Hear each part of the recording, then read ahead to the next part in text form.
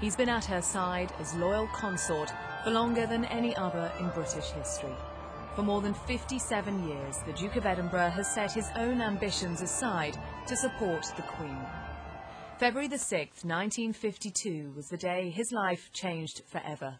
King George VI had died, Philip's young wife was now monarch, and he her consort.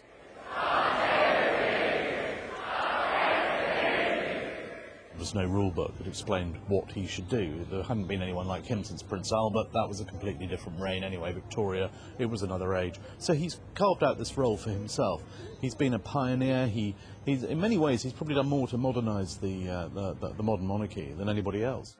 One of his greatest achievements has been setting up the Duke of Edinburgh award scheme to help young people. The Duke chatted to employees who've been with the company for many years. He's taken up a number of causes from British industry to the environment and has never been afraid to speak out. And inevitably we try and say something which appears at the time to be relevant. It may irritate some people. They may find that it's perhaps not very sensible. There's an awful lot of things that if I was to read them now, I'd say, well, good God, I wish to God I hadn't said that. Over the years, he's developed a reputation for being gaffe-prone.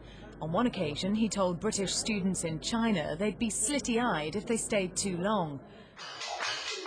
On another, he asked Aborigines whether they still threw spears at each other.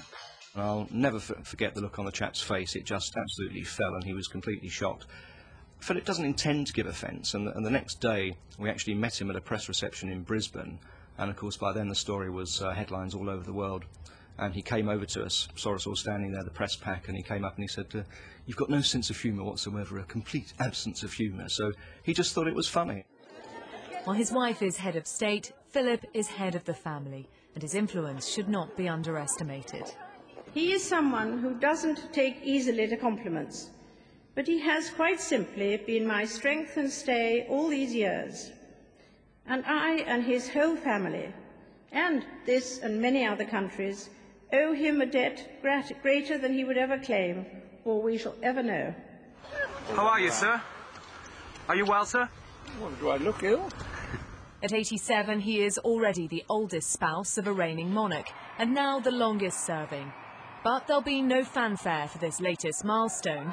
Prince Philip will spend the day quietly at Windsor with his wife of 6 decades by his side. Sarah Hughes, Sky News.